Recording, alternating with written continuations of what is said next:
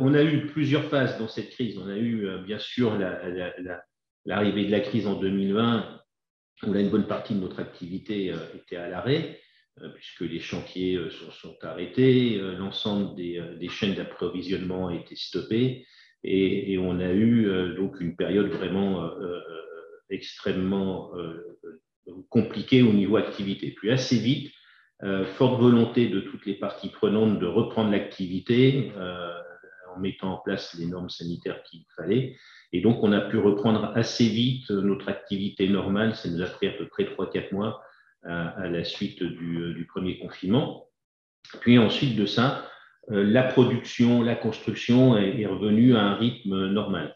Où on a eu une nouvelle crise, nous, qui nous est propre, qui est propre à notre secteur, c'est qu'à l'issue de cette crise sanitaire, avec des élections municipales qui se sont énormément étendues dans le temps, et sachant que nous, notre activité dépend avant tout de l'attribution de permis de construire, on s'est retrouvé dans une période avec très peu de permis de construire, dans un premier temps, puis une remise en question de beaucoup de projets, avec une interprétation des élections municipales comme étant globalement un refus de la population de voir des nouvelles constructions.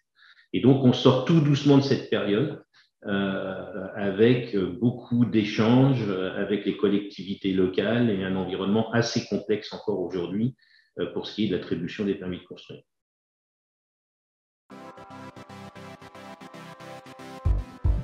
Alors, dans ce qu'on fait aujourd'hui, que ce soit dans l'immobilier entreprise, que ce soit dans le logement, ou même la logistique, on voit une accélération de tendances qu'on avait déjà constatée avant la crise. La crise était un révélateur de ces tendances. Je donne un exemple.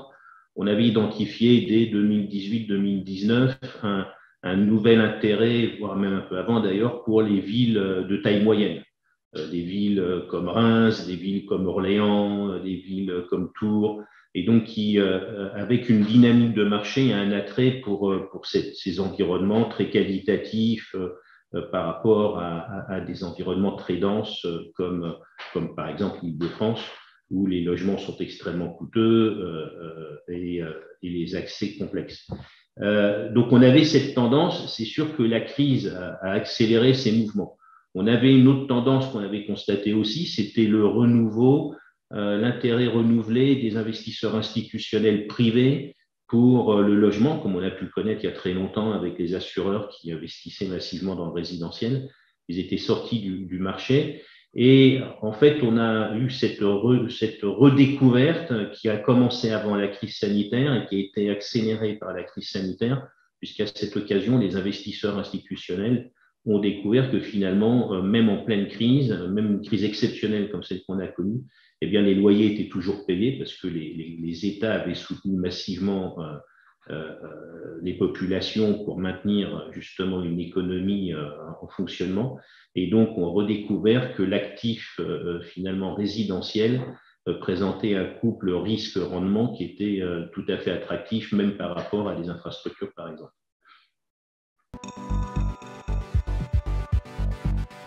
Toute la contradiction et le déni de réalité, finalement, est résumé dans votre question. C'est-à-dire, d'un côté, on a un accroissement de la population, qui est d'ailleurs encouragé par toutes les politiques familiales et sociales qu'on peut avoir, qui accompagnent les familles, qui incitent et qui soutient les familles qui ont des enfants. Puis d'un autre côté, on ne veut pas construire de logements. Donc, on se retrouve sur les 10 dernières années avec une progression démographique de 2 millions d'habitants. D'un côté, on se retrouve avec des besoins nouveaux de logement liés à des facteurs sociologiques tels que le vieillissement de la population, tels que les phénomènes qu'on appelle de décohabitation, c'est-à-dire de familles monoparentales qui vont occuper 2 logements là où autrefois il n'y en avait qu'un seul pour une seule famille. Et donc tous ces phénomènes font qu'il y a un besoin accru de logement. Et puis aujourd'hui, il n'y a pas de réponse, puisqu'on veut, d'un côté, on ne veut pas densifier, de l'autre côté, on ne veut pas faire d'étalement urbain. Entre les deux, il n'y a pas vraiment de solution. Donc, à un moment donné, il faut qu'on mette en place une grande politique, non pas du logement, mais de l'aménagement du territoire, pour pouvoir réidentifier des zones, et elles existent, des zones qui ont besoin d'être irriguées en termes de services, en termes d'infrastructures, pour pouvoir y redévelopper du logement sans pour autant provoquer de l'étalement urbain, mais nécessairement avec de la densification. Donc, après l'afflux de normes, il y a les bonnes et les mauvaises. Il y a des normes qui font évoluer, qui vont dans le bon sens. Puis il y a des normes qui ne devraient pas être des normes, où certainement, de temps en temps, on a l'État qui va trop loin dans les détails sur la construction de logements. Les dernières en date, par exemple, où on va très très loin dans ce qui est un bon ou un mauvais logement. Je ne pense pas que ce soit, c'est un travail d'architecte, ce n'est pas nécessairement un travail qui doit être fait au niveau de l'État.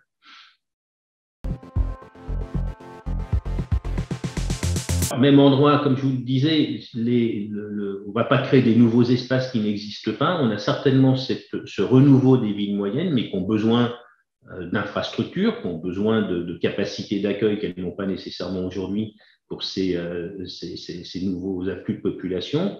Ensuite de ça, la nature des logements évolue, mais encore une fois sur des tendances longues et pas simplement liées à la crise.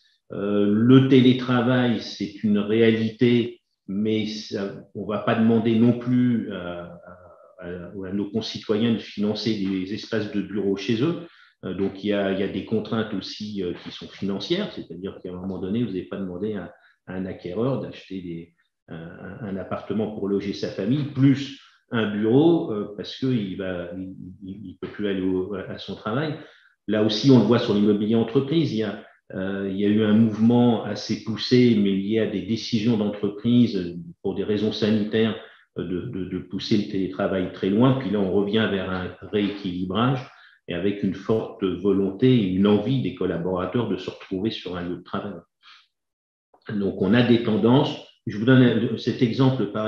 Avant la crise sanitaire, les projets qu'on construisait d'immobilier entreprise, on était souvent à du 0,6, 0,7 postes de travail par collaborateur. Ce ratio n'a pas énormément évolué depuis la crise sanitaire.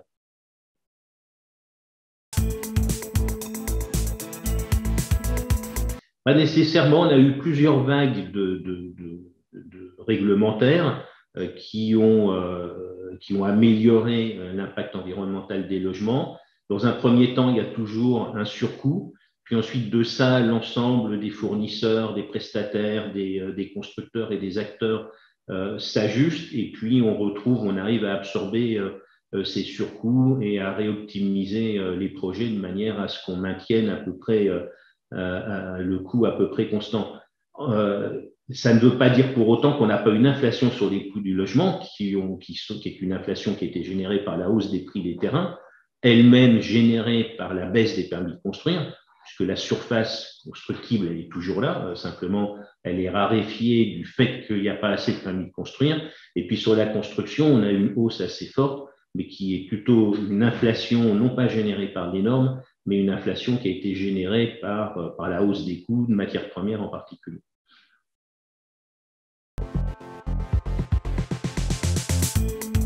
Nous, on a travaillé ces dernières années sur la mise en place justement d'une politique RSE ambitieuse au niveau de Coffrin-Lébraude, sur à la fois la réalisation, mais aussi, j'allais dire surtout, l'utilisation des logements, des bureaux, de tous les espaces qu'on peut créer, de logistique, pour avoir une politique RSE ambitieuse. On a beaucoup travaillé sur la quantification de cette politique, pour pouvoir en mesurer, en donner des objectifs qui soient des objectifs mesurables, contrôlables, quantifiables. Et là, on va continuer sur notre lancée. On a beaucoup progressé en 2021 sur ces sujets-là. On va continuer en 2022 et avec une appropriation de tous ces sujets-là par l'ensemble des collaborateurs à toutes les étapes de la vie de nos projets.